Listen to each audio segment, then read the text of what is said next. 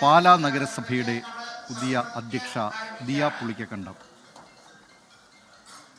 Pala municipal കൗൺസിലിലെ ചെയർപേഴ്സണായി തെരഞ്ഞെടുക്കപ്പെട്ട ദിയ ബിനു പുളിക്കക്കണ്ടം എന്ന് ഞാൻ നിയമാനുസരണം നടപ്പാക്കിയ ഇന്ത്യൻ ഭരണഘടനയോട് യഥാർത്ഥമായ വിശ്വാസവും കൂറും പുലർത്തുമെന്നും ഭയശക്തിയോ മമതയോ വാത്സല്യമോ വിദ്വേഷമോ കൂടാതെ ഞാൻ എന്റെ ഔദ്യോഗിക കർത്തവ്യങ്ങൾ യഥാവിധിയായും വിശ്വാസ്യതയോടും എന്റെ പരമാവധി കഴിവും അറിവും വിവേചന ശക്തിയും ഉപയോഗിച്ചുകൊണ്ട് നിർവഹിക്കുമെന്ന് ഈശ്വരനാമത്തിൽ സത്യപ്രതിജ്ഞ ചെയ്യും.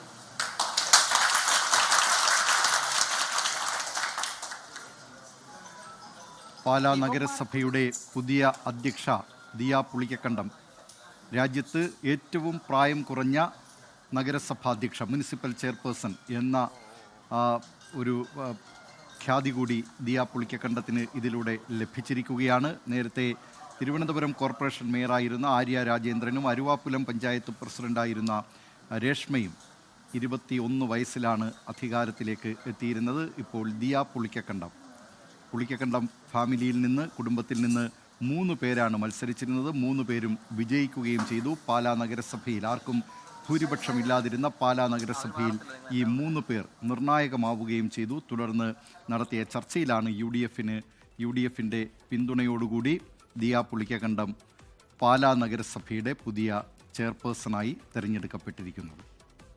പാലായുടെ ചരിത്രത്തിൽ കേരള കോൺഗ്രസ് മാണി വിഭാഗത്തിന് ഭരണം നഷ്ടപ്പെടുന്നത് ആദ്യമായാണ്. അവിടെ ഇപ്പോൾ ദിയ പുളിക്കക്കണ്ടം പാലാ നഗരസഭയുടെ അധ്യക്ഷയായി തിരഞ്ഞെടുക്കപ്പെട്ടിരിക്കുകയാണ്. മാണി സി കാപ്പനൊക്കെ ഈ പിന്തുണയുമായി ബന്ധപ്പെട്ട് നിർണായകമായ പല ചർച്ചകളും നടത്തിയിരുന്നതാണ്. നേരത്തെ 2 മുന്നണികളോടും LDFിനോടും UDFിനോടും അവരുടെ വികസന രേഖ വെച്ച് സംസാരിച്ചിരുന്നു. പക്ഷേ പുളിക്കക്കണ്ടം കുടുംബാംഗത്തെ പിന്തുണയ്ക്കുന്നതിൽ LDF, പ്രത്യേകിച്ച് കേരള കോൺഗ്രസ് മാണി വിഭാഗം വിമുഖത പ്രകടിപ്പിക്കുകയാണ് ചെയ്തത്. ഇപ്പോൾ പാലായിൽ നിന്ന് ലാൽകൃഷ്ണൻ ചേരുന്നു. ലാൽകൃഷ്ണൻ, ദിയ പുളിക്കക്കണ്ടത്തെ തിരഞ്ഞെടുത്തിരിക്കുകയാണ് ഇപ്പോൾ അവിടുത്തെ നഗരസഭാ അധ്യക്ഷയായി. എന്തൊക്കെയാണ് കൂടുതൽ വിവരങ്ങൾ?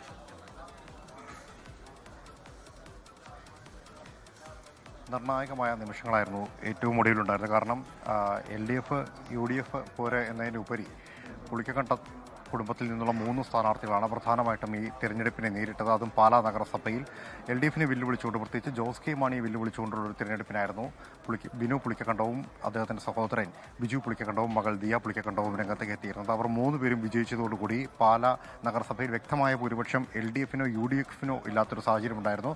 നേരെ മറിച്ച് ഇവർ 3 പേരും മത്സരിച്ച ഇടങ്ങളിൽ UDF സ്ഥാനാർത്ഥികളെ നിർത്തിയിരുന്നില്ല എന്നുള്ളതും ശ്രദ്ധേയമായ കാര്യമായിരുന്നു. അത് കൃത്യമായ സ്വാധീനമില്ലാത്തൊരു മേഖല ആയതുകൊണ്ട് എന്ന ന്യായീകരണമാണ് ആ ഘട്ടത്തിൽ ആ സമയത്ത് UDF പ്രധാനമായിട്ടും മുന്നോട്ട് വച്ചത്. പക്ഷേ തിരഞ്ഞെടുപ്പിന് ശേഷം ആർക്കൊപ്പം എന്ന കാര്യത്തിൽ ഇവർ 3 പേരും, പ്രത്യേകിച്ച് ബിനു പുളിക്കക്കണ്ടത്തിൻ്റെ നേതൃത്വത്തിൽ ഒരു കൃത്യമായ മറുപടി നൽകാൻ ഉണ്ടായിരുന്നില്ല. അതൊരു ആലോചനയിലേക്കും മറ്റു കാര്യങ്ങളിലേക്കും പോയിരുന്നു.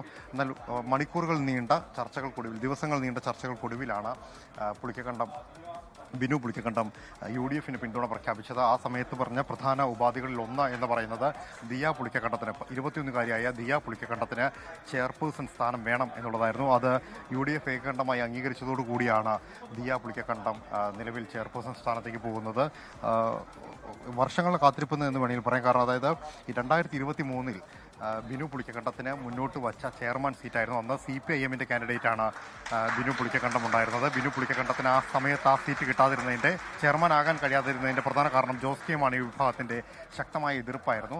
തുടർന്ന് പാർട്ടി ചിഹ്നത്തിൽ മത്സരിച്ചിരുന്ന ബിനു പുളിക്കക്കണ്ടം അവിടെ നിന്ന് പുറത്തേക്ക് ഇറങ്ങുകയും LDFിനെതിരെ റിബലായി തന്നെ രംഗത്ത് ഉണ്ടാവുകയുമായിരുന്നു. ആ റിബൽ സ്ഥാനാർത്ഥിയായിരുന്ന ആൾ പിന്നീട് സ്വതന്ത്രനായി മത്സരിച്ച് തൻ്റെ കുടുംബത്തിലെ 3 പേരെ കൂടി മത്സരിപ്പിച്ചുകൊണ്ട് ആ സീറ്റിലേക്ക് സ്വന്തം മകളെ കൈപിടിച്ചുയർത്തി ആ സീറ്റിലേക്ക് ദിയ പുളിക്കക്കണ്ടം കയറിയിരിക്കുന്ന കാഴ്ച കൂടിയാണ് പാലാ നഗരസഭ ഇപ്പോൾ കാണുന്ന ഒരു മധുര പ്രതികാരം എന്ന് വേണമെങ്കിൽ നമുക്കതിനെ വിശേഷിപ്പിക്കാൻ കഴിയും. ഇത് തന്നെയാണെങ്കിലും UDFിന്റെ ഇന്നലെ അവസാന ഘട്ടത്തിൽ ചേർന്ന 14 കൗൺസിലർമാർ ഏകകണ്ഠമായി പാലാ നഗരസഭയുടെ പുതിയ ചെയർപേഴ്സണായി 21-കാരി ദിയ പുളിക്കക്കണ്ടം തിരഞ്ഞെടുക്കപ്പെട്ടിരിക്കുകയാണ്.